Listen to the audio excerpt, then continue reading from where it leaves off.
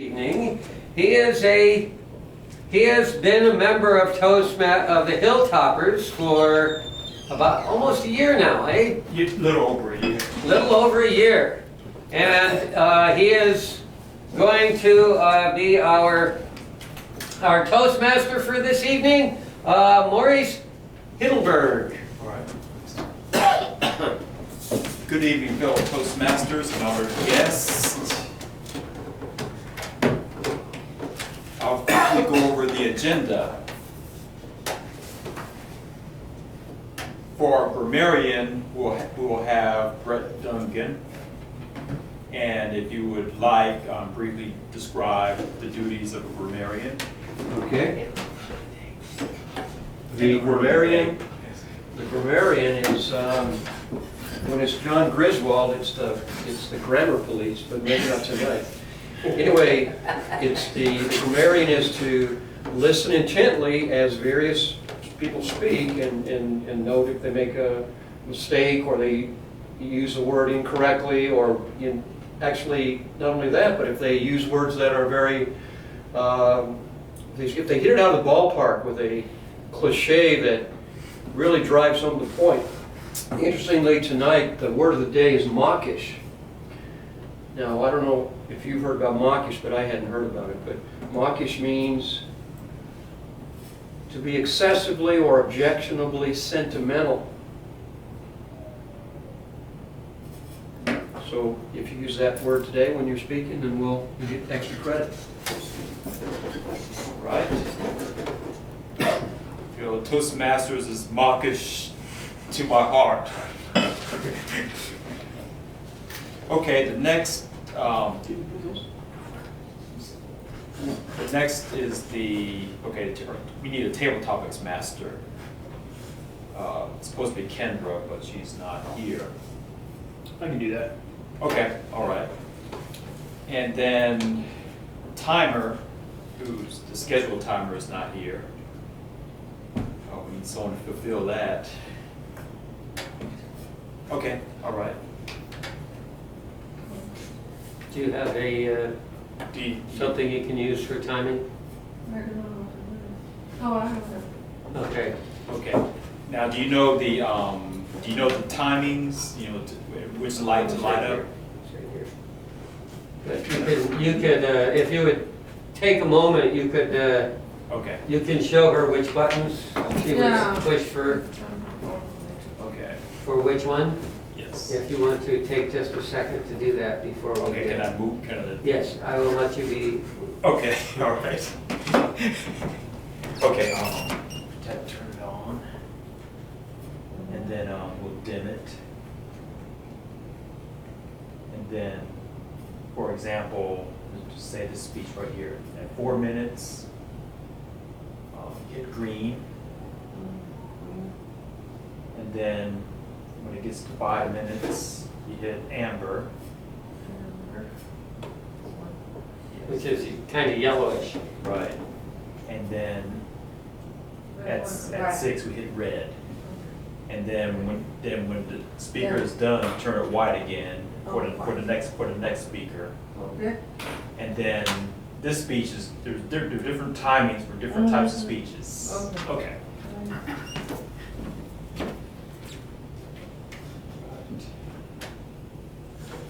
Okay, so if there is nothing else, we'll go to our first speaker. Hey, Mark Reed. Yes. Who's the general evaluator?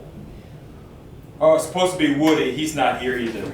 I'm the evaluator. I could be general. If you want, if you need. Did I hear you say you needed a table topics master? No, JR already jumped in. JR, yes. Mark, Lawrence just volunteered for general evaluator, and he's an evaluator for one of the speeches. We need another evaluator. Okay, I can evaluate this.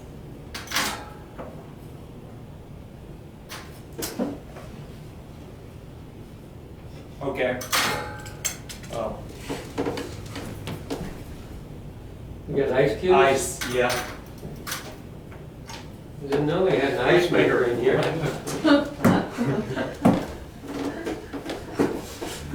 David, what's the title of your speech, Davis? Sir, What is the title of your speech? Davis? it's just my introductory speech to introduce myself to the group. Icebreaker. Okay, so what do you call it? Like, yeah, it's ice breaking right there. Hey-o. And you didn't come up with a name like Who Am I or anything like that? You'd have been smart to, but no, Okay. I probably can. Well, doesn't matter. Doesn't matter. Hey, that's what we have to do. We have ice. All right, so There's the ice. I trust that we have all the positions filled now. And we'll go ahead to our first speaker. Our first speaker became a member within the past month or 2 months. And he came in and he had an interesting life story, if you hadn't heard it already. I don't know if you heard it already, Lawrence. But I don't know if he'll go over it during his icebreaker, but it's up to him. But if he doesn't say it during his speech, you'll eventually get wind of his story. But his name is Davis Sarrett, and he will be giving his icebreaker speech.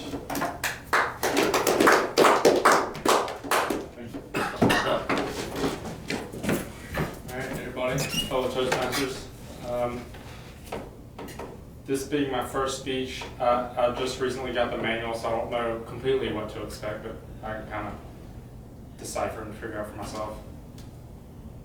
For everybody knows, for my first speech, I'm just supposed to basically be introducing myself, and it's funny that you said that, whether I would mention my accident or anything that's happened in my life so far, because what's happened in my life, I feel like that really pretty much defines me and what I've become so far in my life. For anybody who hasn't been here, if I've explained it before, on October 5th of 2014, I was walking down the sidewalk in Auburn, Alabama, probably midnight or so, maybe later, I hope not, with two girls, and I was walking closest to the street, and two girls were to the right of me, further away from the street, and a drunk driver came up and hit the two of the girls first, realized what he was doing, and swerved to get back over onto the road, and took me out. I should not at all have lived. I learned after months of being in the hospital, I really don't know when I learned this information, but when I first retained it, it was easily probably a year after my accident. But on a brain injury scale from 3 to 30, 3 being dead, at 3. So I am beyond a blessing, even to be alive. I cannot even explain. I now have to go to a neuropsychologist once a week, and she just knows a bunch about the brain and everything. And so she can really guide me and tell me where I'm going and what to expect. And she's told me a lot of the facts, like what I have on the brain injury scale and what I can expect of my brain now that it's damaged and is not and will not act and react like a normal brain should. And I've seen relationships with friends just kind of disappear because over this past year I had to go to school. It's actually the rival school that I grew up at, and basically it sounds bad saying it, but the rival school, we grew up almost learning to hate these other kids at the other school. So transitioning to this school for my junior year, which is what people say the hardest working year, but also the most social year, was hard. Besides that, when I was 12 years old, on January 21st, I want to say, my parents announced their divorce. And 2 weeks later, and I believe a couple days before that, my grandfather, who was my hero, who raised me, and my parents are in the travel business, so after 9/11, we always had a nanny and everything to watch after me, but after 9/11, nobody in the travel business knew what was going to happen. So they got my grandfather to watch after me instead of the nanny. And so from the age of 4 to probably 8 or 9, he completely raised me every single afternoon after school. And all we would do is go do fun stuff like go get ice cream or go to Chick-fil-A. I mean, not Chick-fil-A, McDonald's. And he would just always find something hilarious to do, like go speak Spanish or some random foreign language. He would just probably make it up in his head and speak it to the people at McDonald's. And I don't know why, but it was just hilarious to me. And he was just by far the biggest influence in my life. And so losing him and my parents getting divorced all in that 2-week period was just, my life collapsed completely. And I thought I could never go through pain like that ever again, no matter what. Big surprise, I was wrong. This accident was a lot of pain that nobody saw coming. My left leg was shattered. I told everybody before, on a website called Caring Bridge, where everybody, like, for cancer survivors, you can keep up with their progress and just see how they're going with their treatments and everything. I think before I said 500,000 followers, I have 50,000 followers, but nonetheless, it's a lot of followers for just a kid like me. I am beyond blessed with all the people who care about me and love me and follow me and all my progress and everything. And from taking tests that I had to with my neuropsychologist over the summer, I learned that my verbal skills were in the 98th percentile of people from 18 to 22 years old, or 33. And so I've taken up Toastmasters and trying to better my speaking. And I have friends like Dr. Kevin Alco and my friend Brandon May who are speakers, so hopefully one day I'll end up being a speaker like them. Thank you.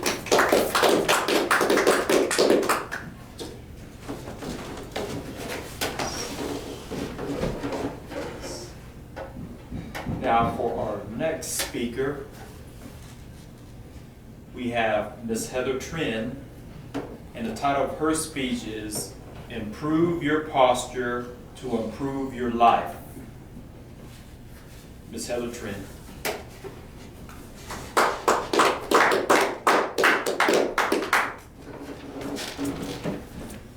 What do you think is the most subconscious habit that keeps most of you, if not all of you, from being happier, healthier, and more productive?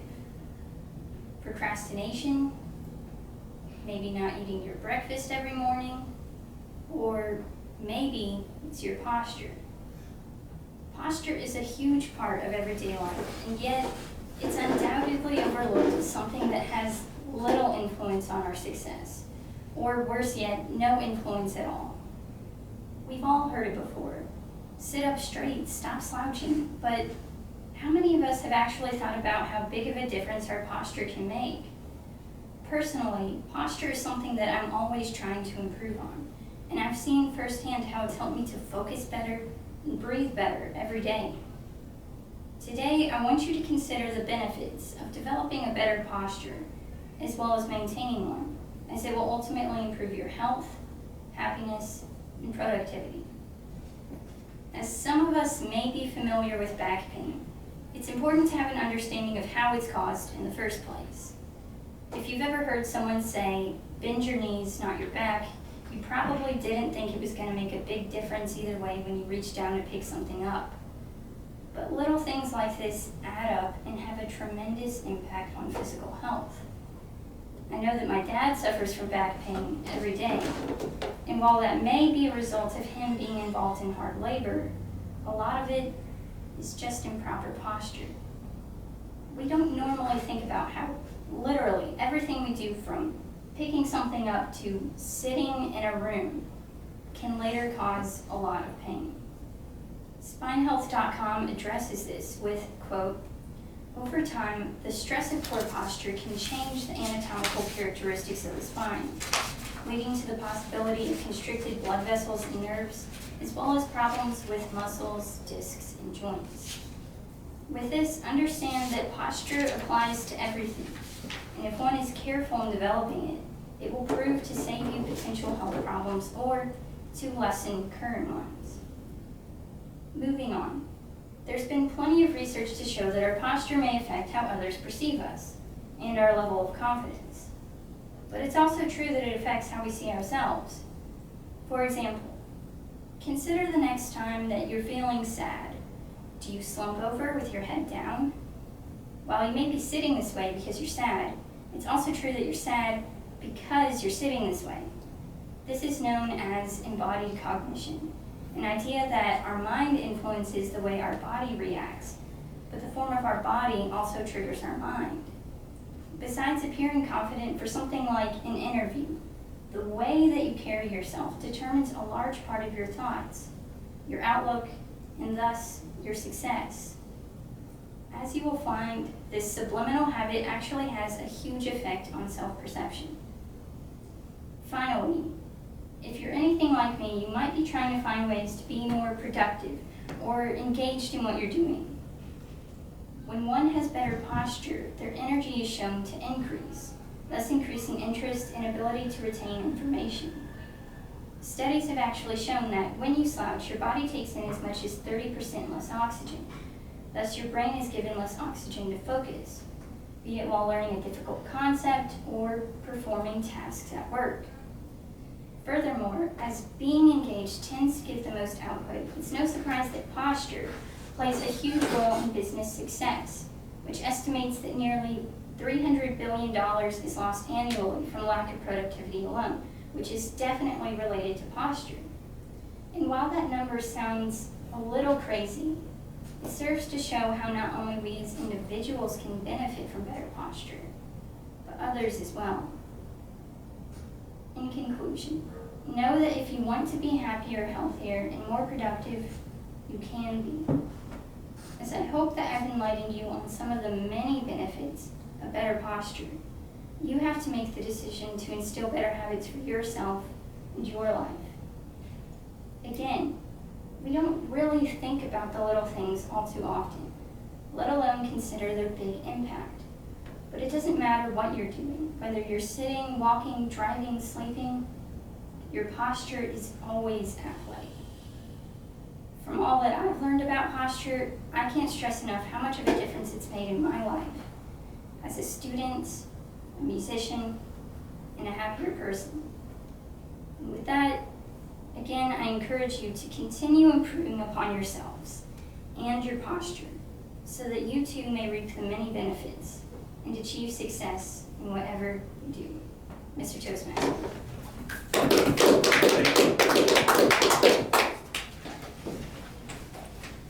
At this time, we will have our table topics. And our table topics master for tonight is JR.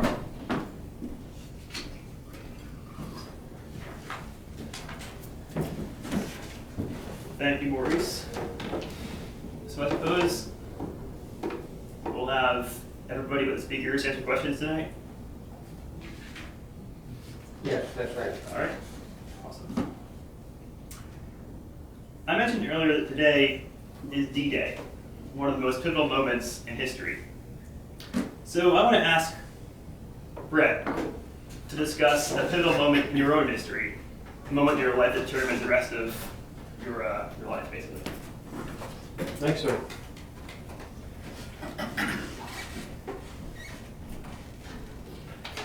Fellow Toastmasters,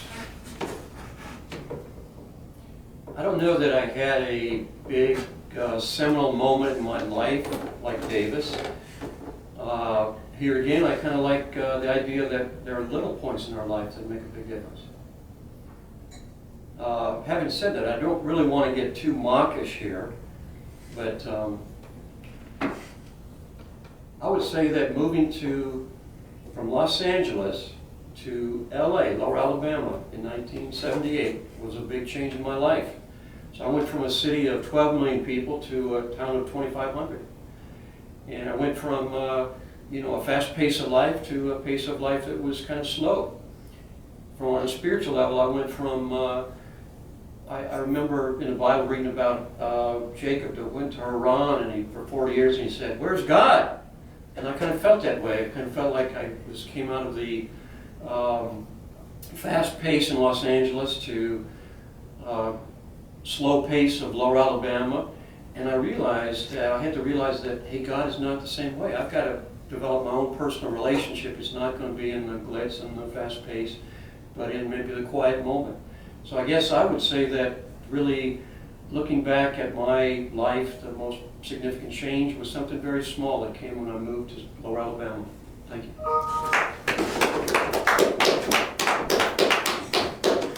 Thanks, sir. I say.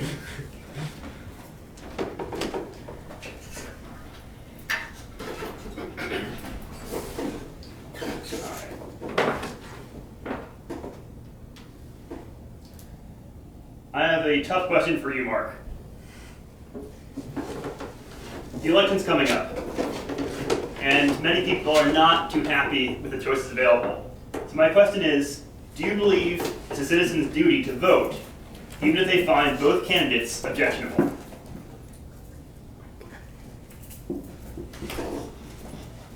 So do I believe it's my duty to vote, even if both candidates are objective? That's correct. Absolutely. It's, if you want to complain, you must vote. I'd like to see a law put in place that anybody that doesn't vote can't complain about the government. And it doesn't matter if you don't vote for mayor or city councilman and you live in Mobile, you can't complain about anything that happens in Mobile.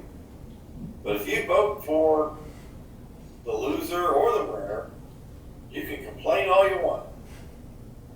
And it's the same on the president. In Alabama,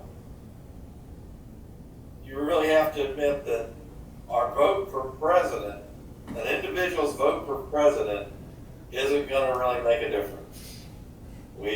It's a given that, assuming that Donald Trump makes it to the convention as the nominee, Donald Trump will carry Alabama. There's no doubt in my mind that he will do that. So whether I vote or not isn't going to change the outcome of the vote. But I honestly believe that if I don't vote, or if any of you don't vote, you can't complain.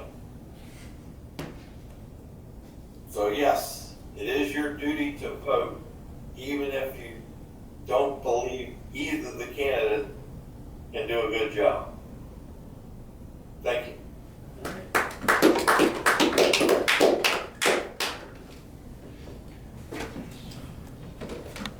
All right, Maurice. Yes. Summer is also vacation season. So without getting too mawkish, can you please describe some of your fondest vacation memories?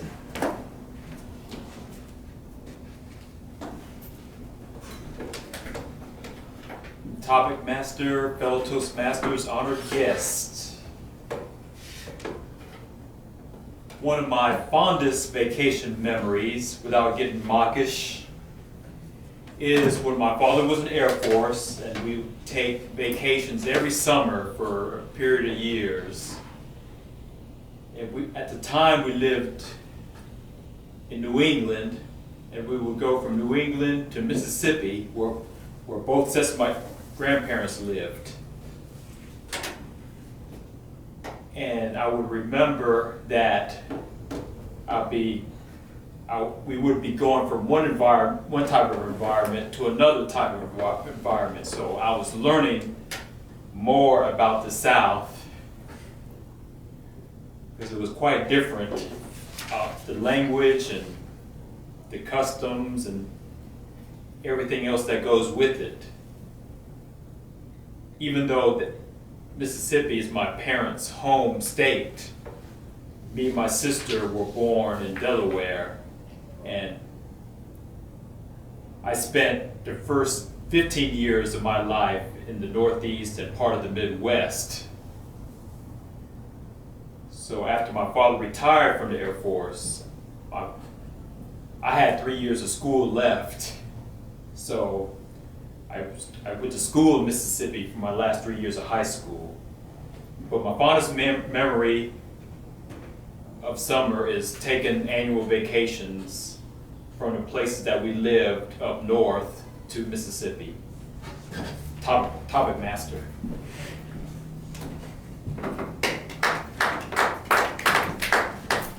That sounds like quite a huge culture shock. All right, Lawrence. We're heading our way.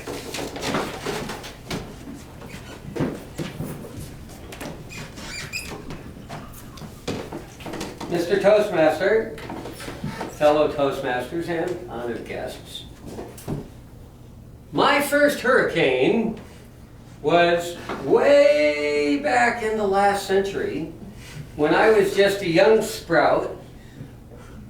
There was a hurricane that came up the East Coast and slammed across New York State, which is where I was living at the time, Hurricane Agnes. The first hurricane of the season, and it came through and poured huge amounts of water on the Chemung County, which is the area that I lived in, and also Steuben County, which was the county next to mine on the Chemung River. And this river rose up to something like 20 some odd feet above flood stage. And it just happens that the area where I lived, this river went through a very narrow area. There was a very wide area and then it narrowed down. So of course it blockaded that area and everything behind it flooded just like a dam. So many of my friends their houses were underwater. And so it was quite a traumatic event. And the most interesting part of that I remember is I was driving some of my friends home, and one of the young ladies who was in the car with me, she got out of the car and she closed the car door, and the next minute I could not see the front of my car anymore because the rain was coming down so heavy that you could not see, I couldn't see the front of the car. I couldn't move the car because I couldn't see the road, I couldn't see the car, I couldn't see anything. And since that time, I have been through numerous hurricanes here on the Gulf Coast, Mr. Topic Master.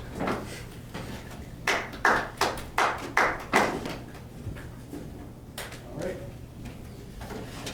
Thank you, Lawrence. That concludes our table topics for tonight. So I'll return to control the meeting back to our Toastmaster, Reese. Thank you.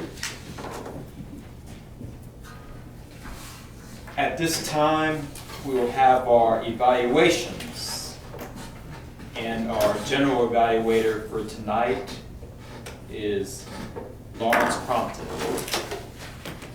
Thanks. Good evening, good evening. I really like both of our speeches this evening. I think that so far our meeting has gone along quite well, and I don't think anyone has been acting mawkish in any way during this evening's program. So I'm very happy about that. So far we started the meeting on time, and we have kept up with all of the proper timing of our meeting. And now we're getting ready to begin our evaluations of our members. For those of you who are relatively new in the Toastmasters, one of the greatest benefits of Toastmasters is the ability to get improvement in your presentation, in your leadership abilities.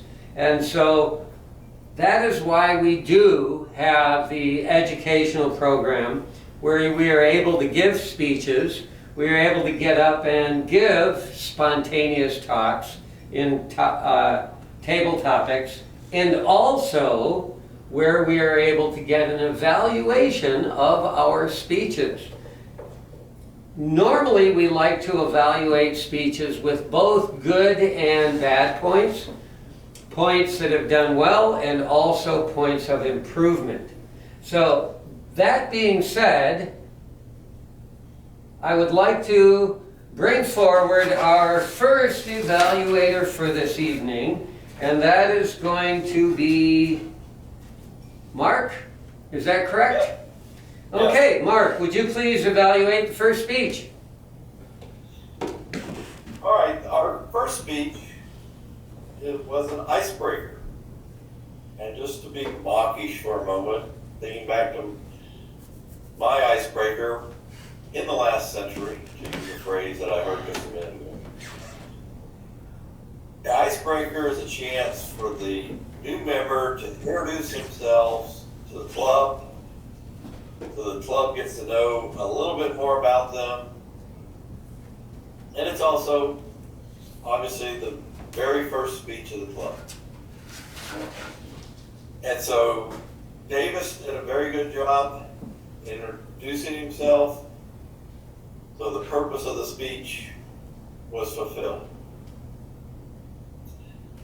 He had some phrases that I really liked.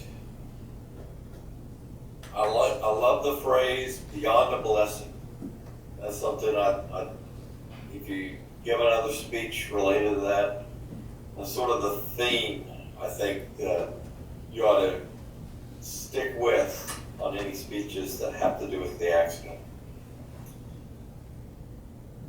I thought the timing is hard to do for me.